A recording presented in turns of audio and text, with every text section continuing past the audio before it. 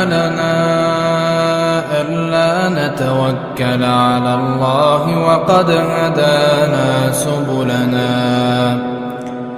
ولنصبرن على ما آذيتمونا